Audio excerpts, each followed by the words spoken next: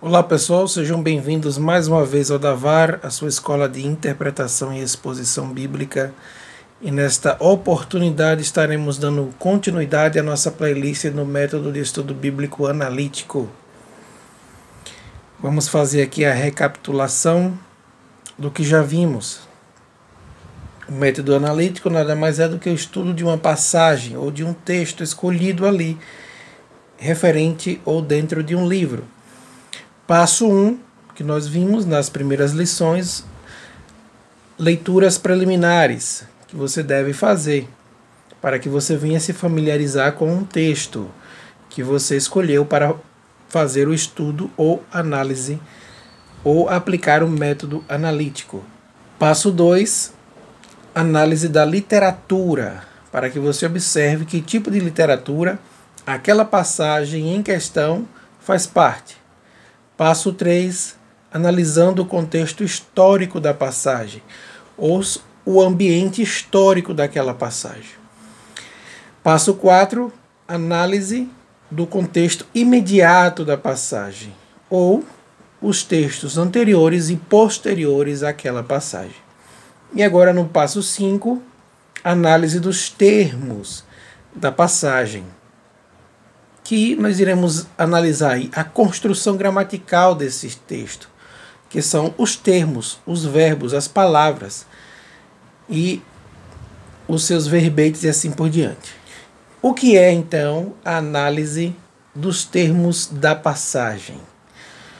Ou os termos importantes, palavras importantes ou desconhecidas ou relevantes para aquela passagem escolhida. Aqui nós voltaremos para praticar aquelas lições iniciais do EBI, Estudo Bíblico Indutivo. Podemos também trabalhar assim o OIA.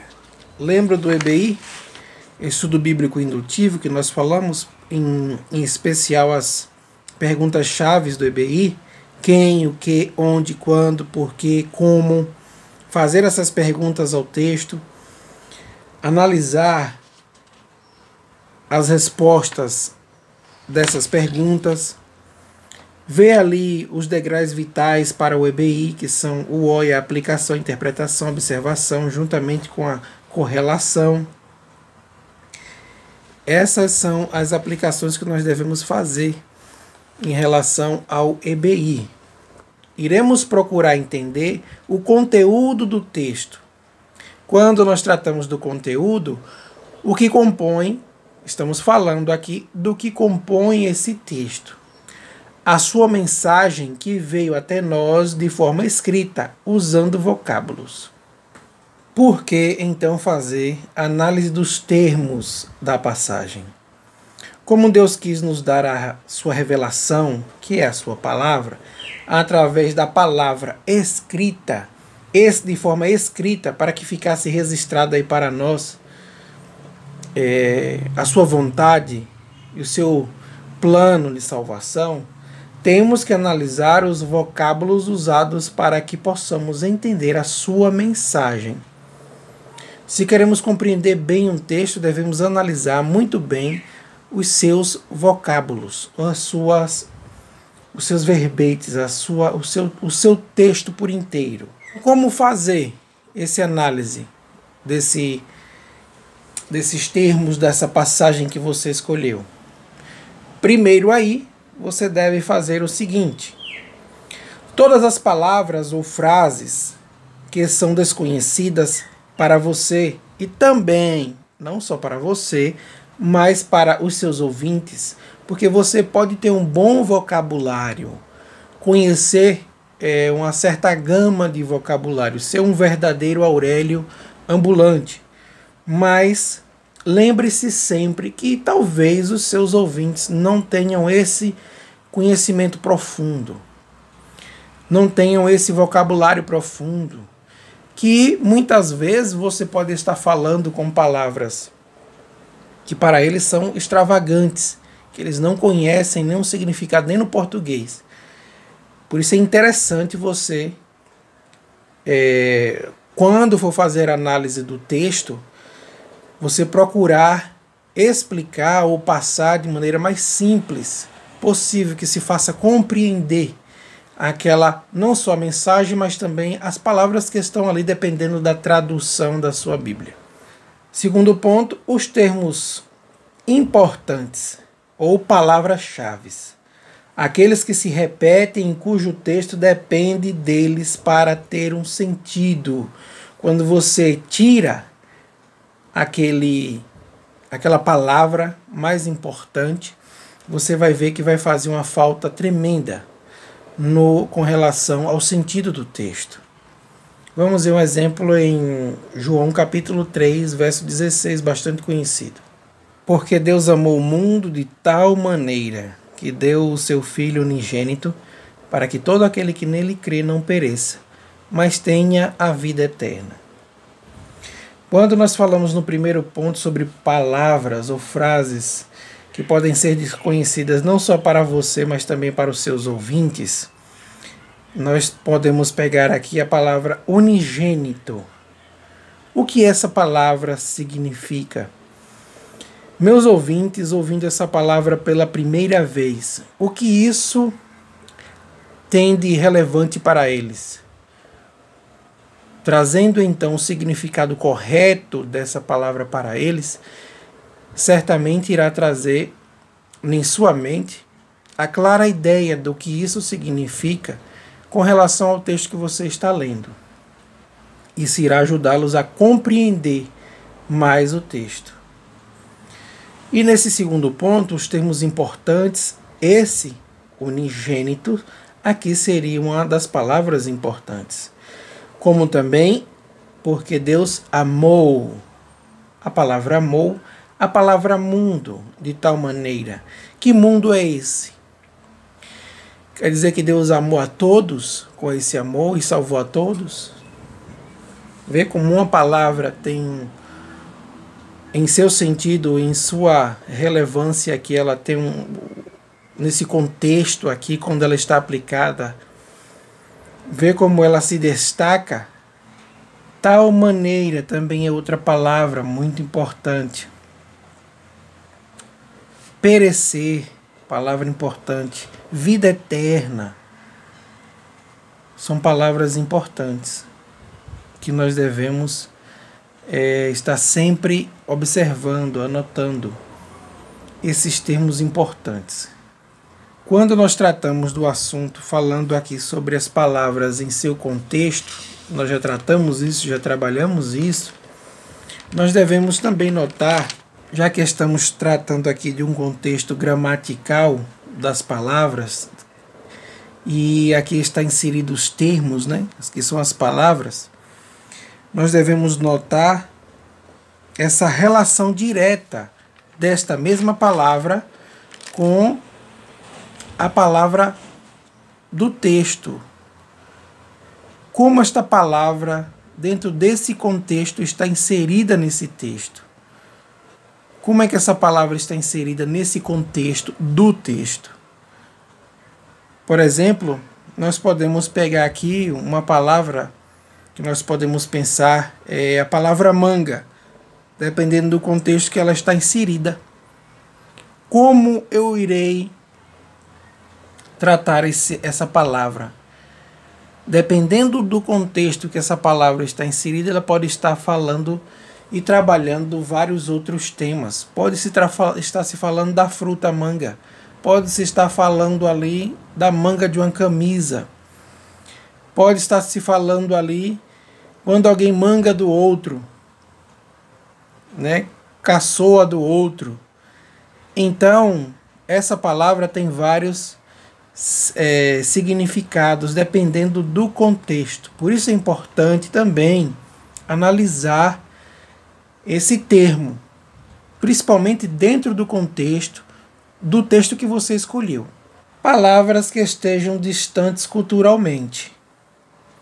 Nós sabemos que existe aí um abismo cultural entre nós e os tempos bíblicos, muito grande. Coisas que para eles eram naturais, para nós hoje são aberrações. Coisas que para eles tinham uma grande relevância, para nós não há relevância nenhuma. Palavras que para eles faziam um grande sentido e que para nós hoje não faz sentido algum.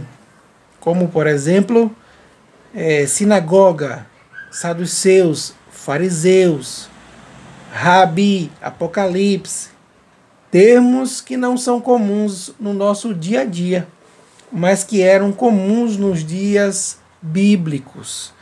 Você não sabe o significado desses termos, você faz as suas anotações. Busca esse significado. Você anota aí, porque como o ponto 1 está dizendo, aliste. As palavras que fazem ligação, tratamos isso na aula passada, que são as conjunções. E procure aí saber o que ela está ligando. Exemplo de palavras que são conjunções, portanto, por isso, já que, porque, ora, e etc. Como podemos também falar, e todavia, e etc. Né? Palavras que possam ter mais de um sentido. Mundo pode ter mais de um sentido. Você vai ver em alguns textos o Senhor dizendo, porque, como nós lemos anteriormente em João 3,16, porque Deus amou o mundo. Em outros textos você vai ouvir os discípulos dizer, não ameis o mundo. Como é que pode isso? Vê que o contexto onde essa palavra, esse termo está inserido, ele faz toda a diferença. Alma, em alguns lugares você vai ouvir falar que é o espírito, você vai entender que é o espírito, outra é o coração, a carne. Que carne é essa? Então são termos que pode ter, dependendo do contexto em que ele está inserido, ele pode ter vários sentidos. Termos teológicos: justificação, redenção, salvação, graça, amor, fé. Todos esses termos desconhecidos para nós, é importante alistar à parte. Observação: quando você tiver conhecimento das línguas originais, você poderá fazer essa pesquisa naquela língua, seja lá no hebraico, no grego ou no português, como nós podemos fazer. A literatura que pode aí nos ajudar a fazer essa pesquisa, né? E apesar de nós termos aí várias traduções em português da palavra de Deus, nós devemos entender que isso, ou essas versões aí, elas não vão exprimir o real significado, né? O valor realmente daquela palavra no original. Se nós analisarmos a palavra amor no grego, ela tem vários significados e vários sentidos diferentes para essa mesma palavra. E existem várias outras palavras que determinam vários outros tipos de amor. Para nós, amor é amor, e não importa se é com o pai, para o filho, do filho para o pai, do esposo para a esposa, o amor sentimental, o amor emocional, o amor de homem para com mulher. Para nós, amor é a mesma palavra. O homem diz que ama o filho ou a filha, o homem diz que ama também a esposa. O homem diz que ama a Deus. Mas para o grego, cada palavra em relação à palavra amor tinha o seu significado real, o seu sentido real, essa distinção do que era esse tipo de amor. Se era sensual, se era fraternal e assim por diante.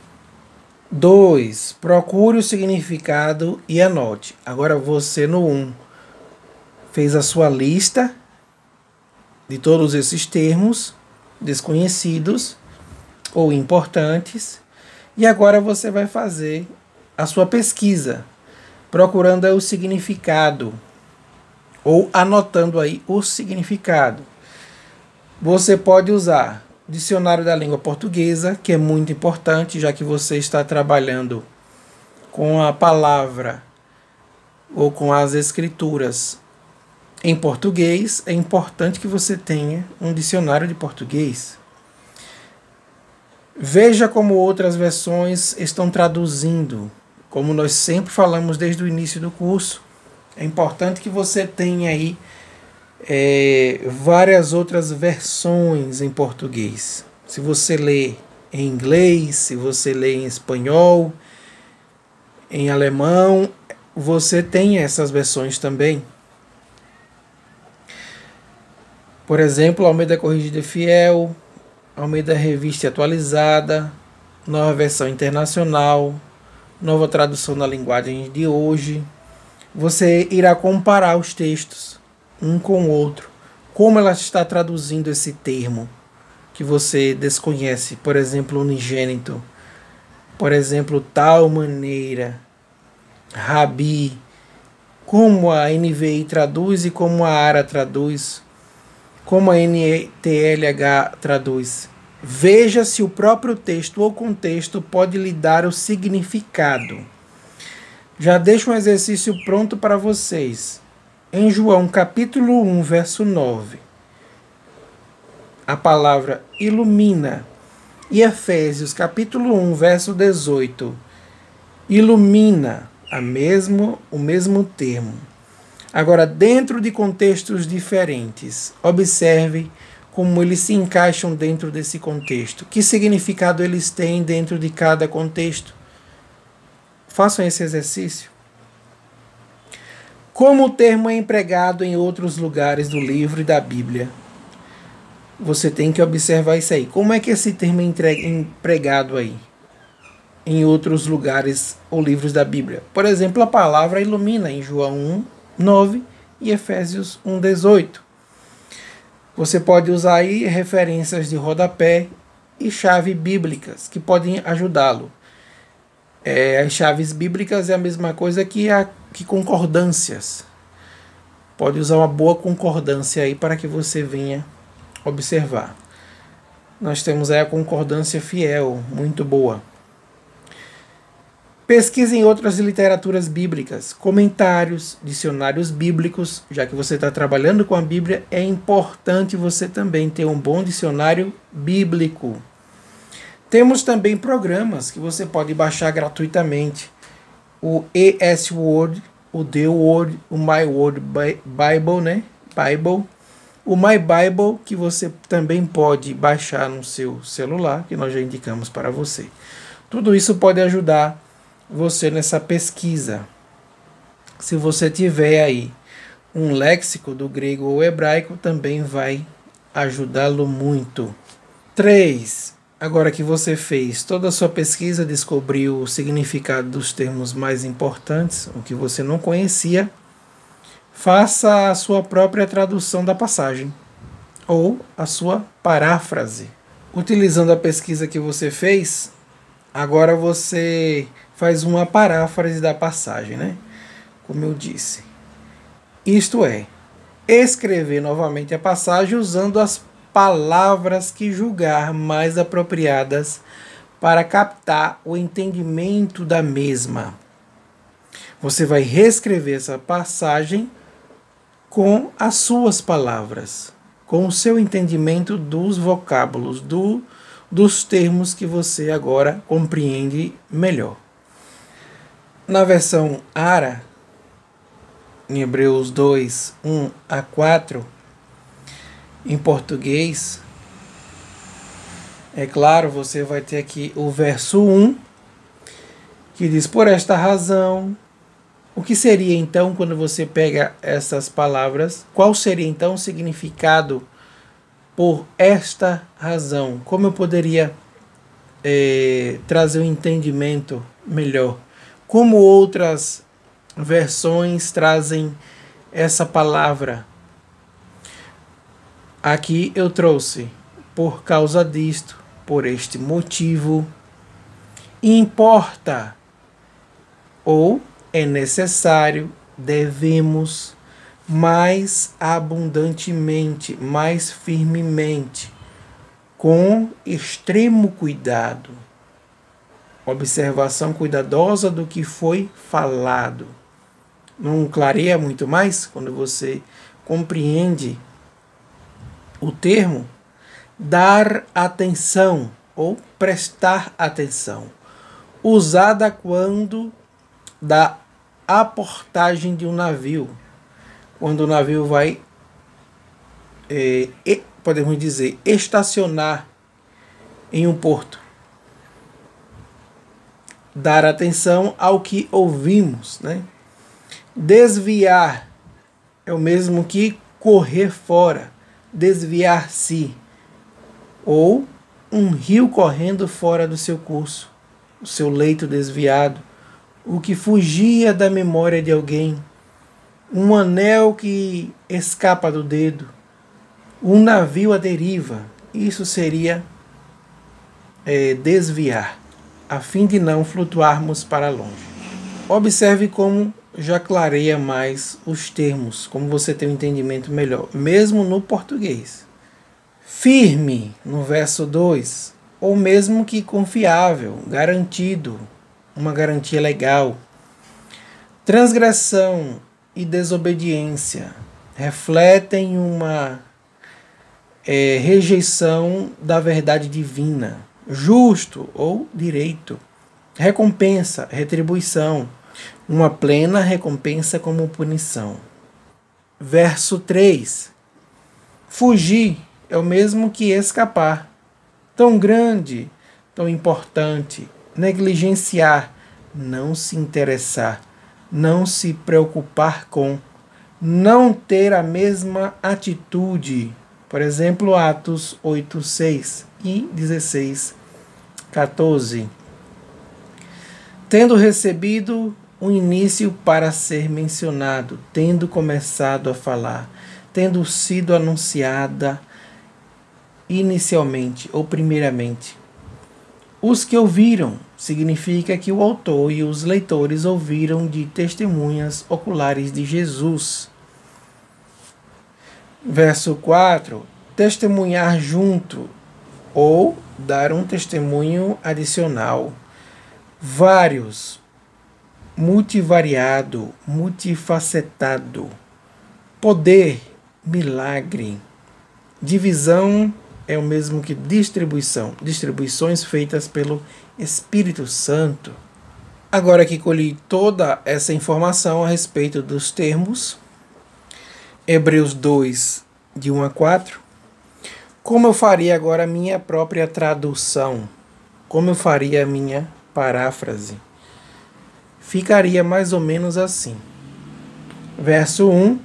Por esta razão é necessário, com extremo cuidado, prestar atenção aos que ouvimos, ao que ouvimos. Nunca sejamos desviados. Essa paráfrase, na verdade, é para a minha melhor compreensão. Para o momento da exposição, eu tenho uma melhor compreensão do texto. E também eu posso clarear na mente dos meus ouvintes. Verso 2.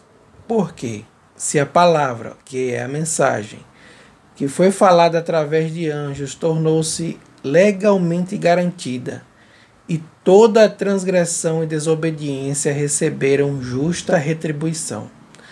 3. Como nós escaparemos se negligenciarmos tão importante salvação, a qual, tendo sido anunciada inicialmente pelo Senhor, por aqueles que o ouviram, foi-nos garantida legalmente. Foi-nos garantida legalmente. Verso 4. Ao mesmo tempo em que Deus dava testemunha adicional por sinais e maravilhas e vários poderes e distribuições feitas pelo Espírito Santo de acordo ou segundo com a sua vontade. Vê como fica mais claro para aquele que traduziu, para aquele que buscou o entendimento dos termos, até mesmo em outras versões, ou num dicionário bíblico. Não fica mais fácil a compreensão? Você tendo conhecimento, já fez um curso, compreende mais as outras línguas, o grego, o hebraico, ter uma noção, você pode fazer da seguinte maneira. Um exemplo em Tito, que é o nosso livro escolhido, verso 5 aqui na versão Ara, ele nos diz assim: por esta causa te deixei em Creta, para que pusesse em ordem as coisas restantes, bem como em cada cidade constituísses presbíteros, conforme te prescrevi. Uma das primeiras palavras, ou o primeiro termo que nós podemos destacar, é quando ele fala por esta causa. Aqui seria a palavra grega haris, que está aqui no acusativo neutro, no singular de haris, usada como preposição imprópria com genitivo. Na tradução literal dessa palavra do original ficaria assim: a causa de, por isto, por esta razão, por que razão. Este termo também ocorre em outros lugares. Efésios 3:1, por esta causa, eu, Paulo, sou prisioneiro de Cristo, por amor de vós, gentios. Gálatas 3:19, qual, pois, a razão de ser da lei? Também podemos notar em Lucas, capítulo 7, verso 47, por isso te digo, perdoados estão os seus muitos pecados. Observe que, quando você faz essa pesquisa no original, você encontra aí a tradução literal e a ocorrência desta mesma palavra dentro de outro contexto. Você começa a perceber que ela pode ser traduzida de outras maneiras também. Principalmente quando você entende a tradução literal da palavra no original. Você vai notar que muitos tradutores fizeram um esforço enorme para harmonizar a tradução dessa palavra dentro daquele contexto, para harmonizar a frase, para harmonizar o versículo, o conjunto, o capítulo. Então você pode também fazer a sua pequena tradução. Prosseguindo o versículo, ele diz: por esta causa te deixei. Esse deixei é um verbo, e ele está na segunda pessoa do auristo, ativo, indicativo, primeira pessoa do singular. A tradução literal ficaria deixar atrás, deixar ou abaixo. A terceira palavra é pusesse em ordem, ou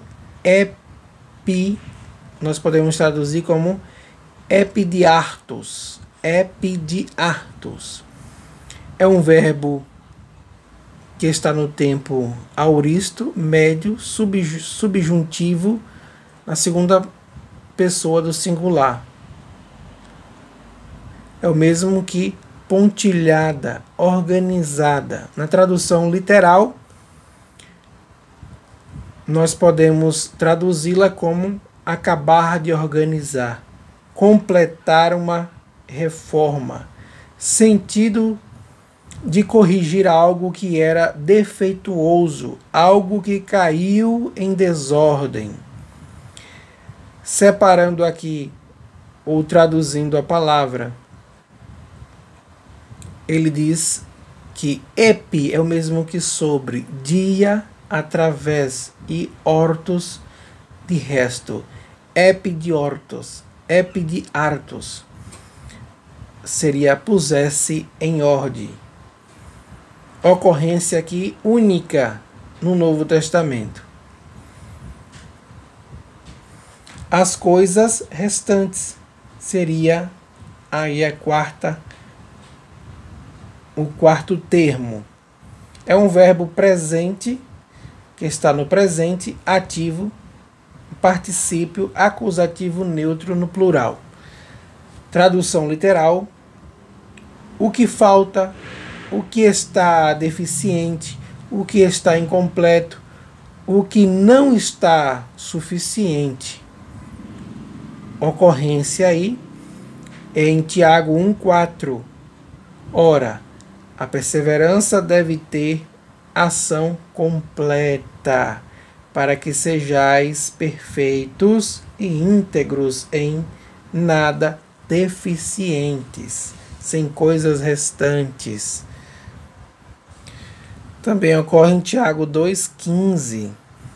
Se um irmão ou irmã estiver carecidos de roupas e necessitados do alimento cotidiano. Lucas 18:22. Ouvindo-o Jesus, disse-lhe: uma coisa te falta. Vende tudo o que tens, dá-o aos pobres, e terás um tesouro nos céus. Depois, vem e segue-me. Tito 3:13. Encaminha com diligência Zenas, o intérprete da lei, e Apolo, a fim de que não lhes falte coisa alguma. Como ficaria a minha própria tradução, a minha paráfrase? Tito 1, verso 5. Por esta razão foi que eu te deixei em Creta, para que você terminasse de organizar o que ainda ficou defeituoso e constituísses presbíteros em cada cidade. Faça a sua própria tradução. Exercício. Analise os termos da passagem que você escolheu em Tito. Faça essa análise aí, pegue sua passagem e faça essa análise. Atente às seguintes informações: o significado do dicionário, ou em português, ou bíblico, como a palavra foi traduzida em outras versões, você vai comparar, e como a palavra foi utilizada em outros textos. O sentido que ela tem é o mesmo em outros textos? Onde ela ocorre, será que é o mesmo sentido? Ou tem outro sentido? Entendeu? Ok? Então que Deus os abençoe. Essa foi a nossa aula falando sobre análise dos termos da passagem, que é muito importante. Vocês viram a importância aqui de analisar os termos, as palavras que você não conhece, para que você não diga aquilo que você acredita que a palavra significa. Como a historinha do irmão, né, que conta uma historinha que o irmãozinho diz assim, né, que Jesus era no momento de sua pregação, ele enfatiza bem, né? Veja como Jesus é um grande músico. Ele tocou o esquife e o homem foi trazido à vida novamente. O filho da viúva ressuscitou porque ele tocou o esquife, sem saber ali que era um formato de um caixão, pensando ele então que aquilo era um instrumento de cordas ou sei lá o que, porque não pesquisou os termos. É importante pesquisar para que a gente compreenda o todo do texto, cada palavra, cada vírgula, tudo é importante, cada ponto, tudo é importante a gente analisar no texto sagrado. Amém? Então, até a próxima aula. Se inscreva em nosso canal. Nós teremos várias outras aulas. Ainda falta um módulo, vários módulos ainda. Esse curso ele é em sequência. Depois dele nós iremos trabalhar outros cursos também. Se você quiser adquirir esse material que nós expomos aqui, tem um link aí embaixo, você pode adquirir aí os 3 módulos que nós iremos ministrar aqui para vocês. Vá colocando em prática, não fique só assistindo. Compartilhe aí com seus irmãos em Cristo, que você sabe que gosta realmente do estudo e fazer esse estudo. E até a próxima aula, se assim o Senhor nos permitir.